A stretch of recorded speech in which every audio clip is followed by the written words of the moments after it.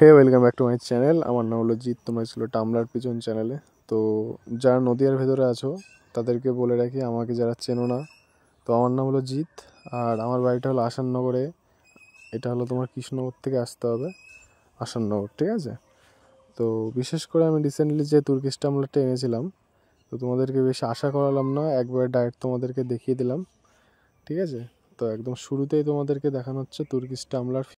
তো যাই হোক, ভিডিওটা আনতে একটু লেট হয়ে গেল। তো ভিডিওটা সম্পূর্ণ দেখো, আশা করি তোমাদের সবার ভালো লাগবে। আজকে অনেক কথা তোমাদেরকে বলবো তুর্কিশ টামলারের সম্বন্ধে, উদ্দেশ্যে। তো বাই দ্য ওয়ে, চ্যানেলে যারা নতুন আছে সাবস্ক্রাইব করে রাখো, আর যারা লাইক কমেন্ট করোনি এখনও লাইক কমেন্ট করে দাও। আর ভিডিওটা অনেক বড় হয়ে যাবে, ঠিক আছে? 7 মিনিট 8 মিনিটের ভিডিও হয়ে যাবে। তো ভিডিওটা সম্পূর্ণ দেখবে। আজকে অনেক কিছু বলবো তোমাদেরকে। তুর্কিশ টামলারে কী রকমের জাত হয়, কত ধরনের জাত হয়, ছবি তোমাদেরকে স্ক্রিনের উপর নিয়ে আসবো, তোমাদের দেখাবো আর বলবো, ঠিক আছে? তো যাই হোক, দেখতে থাকো ভিডিওটা, আশা করি তোমাদের ভালো লাগে এবং ভালো লাগবে। আর এইভাবে ভিডিও বানাবো আমি। তো বেশি কথা না বলে তোমাদেরকে ডাইরেক্ট এখন স্ক্রিনের উপর দেখাবো, ঠিক আছে, যে কোনটা ফেক আর কোনটা অরিজিনাল। তো এখন স্ক্রিনের উপর যেটা দেখতে পাচ্ছ, এটা হলো অরিজিনাল ব্লাড। এটা হলো অরিজিনাল ব্লাড কী করে বুঝবো, তোমাদের প্রশ্ন উঠতে পারে। তো প্রশ্ন এটাই, এদের যে নাকের যে কেসটা দেখতে পাচ্ছ, কেসটা হলো পাতলার ওপরে ছড়ানো, কিন্তু ছোট, ঠিক আছে? কেসটা হলো ছোট, আর ঝুঁটিটা চওড়া হলেও পাতলা, ঠিক আছে? আর এখন যেটা তোমরা স্ক্রিনের উপর দেখতে পাচ্ছ, এটা হলো শো কোয়ালিটি। তো এইটার বৈশিষ্ট্য তোমাদেরকে বলে দিই। এটার নাকের যে কেসটা দেখতে পাচ্ছ, অনেকটা কোন পায়রার সঙ্গে ম্যাচ খায়, একমাত্র যারা ফেন্সি পোষো তারাই বলতে পারবে। এটা হলো বোখারা, যে আমাদের ইন্ডিয়ান যে বোখারা বলে এক ধরনের পায়রা আছে, তো এক কথায় বলতে গেলে এইগুলোকে বোখারা বলে, ঠিক আছে? যাই হোক, তোমরা বুঝতে পেরেছো অল্প কিছু। তো বন্ধুরা, তোমরা ভুল করেও এটা ভালো দেখানোর জন্য বা তোমার চোখের ভালোর জন্য এনো না, ভুল করেও, তাহলে কিন্তু এ বাইরে খেলবে না। খেলা যেগুলো ওগুলো আলাদা, আর যেগুলো তোমরা শো কোয়ালিটি আনছো এগুলো ভুল করবে আনলে পরে, তোমরা ফাঁদে পড়ে যাবে, এত টাকা দিয়ে কিনে লাস্টে ঠকে যাবে। তাই তোমাদেরকে সাবধান করে দিলাম আমি, ঠিক আছে? তো নেওয়ার আগে একটু এদের বৈশিষ্ট্য জানো, এদের সম্পর্কে কিছু জানো, যার কাছ থেকে নেবে তার কাছ থেকে এদের প্যারেন্টসের ভিডিও নাও, খেলার ভিডিও নাও, দেখে শুনে তারপরে এদেরকে পারচেস করো। তো যারা জিজ্ঞাসা করো দাদা ভাই, যে তুর্কিশ টামলারগুলো আছে এদের প্রাইস কেমন পড়ে যাবে, তো তাদেরকে বলে থাকি এদের প্রাইস মিনিমাম, যদি তোমরা কেউ তুর্কি থেকে ইম্পোর্ট করতে চাও, 1 থেকে 1.5 লাখ টাকার উপরে তোমাদের লেগে যাবে ভালো কোয়ালিটির ভিতরে এক পেয়ার নিতে গেলে, ঠিক আছে? আর এদের সর্বোচ্চ দাম মোটামুটি এদের কোয়ালিটি হিসাবে দামটা এদের নির্ভর করে। তো যতটা সুন্দর কোয়ালিটি হবে ততটা দাম বেশি পড়বে, ঠিক আছে? 20 থেকে তোমরা 1 লাখের মধ্যে পেয়ে যাবে আমাদের ইন্ডিয়া বা বাংলাদেশের ভেতরে, ভালো ভালো কোয়ালিটির ভিতরে। ডিপেন্ড করে এর কোয়ালিটি কেমন।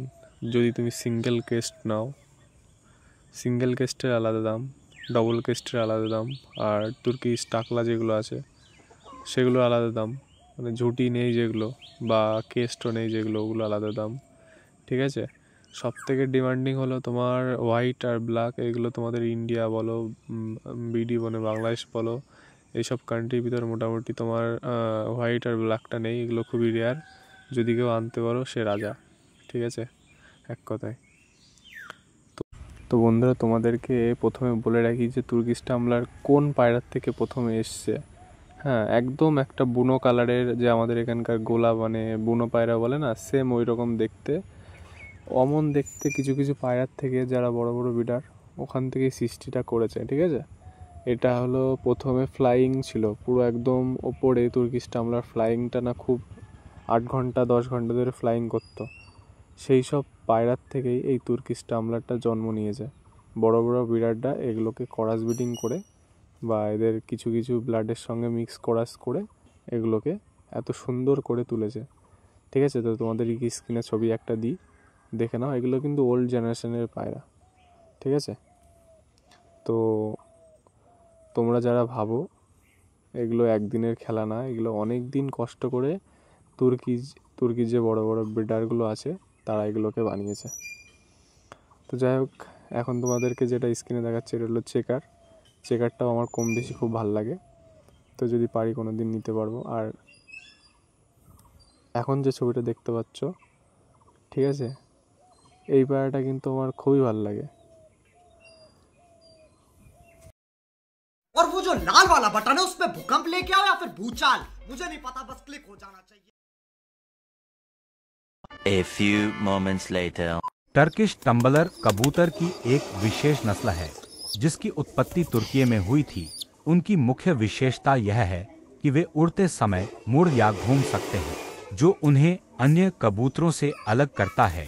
इन कबूतरों की अलग अलग नस्लें होती हैं, लेकिन सभी में यह खास क्षमता होती है विकिपीडिया।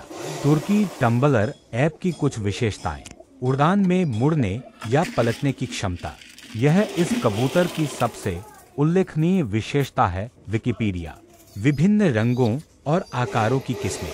तुर्की टम्बलर कबूतरों की कई किस्में उपलब्ध हैं और वे रंग और आकार में भिन्न हो सकते हैं। मक्खी पर खेलें। इन कबूतरों को विशेष रूप से खेल के लिए पाला जाता है। पिंटरेस्ट। इतिहास।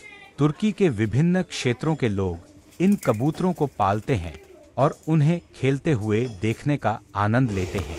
ये कबूतर आमतौर पर अलग अलग रंग और आकार के होते हैं। उनके कुछ लोकप्रिय रंग सफ़ेद, काला, भूरा और ग्रे हैं। तुर्की टम्बलर कबूतर आमतौर पर विभिन्न प्रदर्शनियों में भाग लेते हैं, जहां उड़ान के दौरान मुड़ने या पलटने की उनकी क्षमता दिखाई जाती है।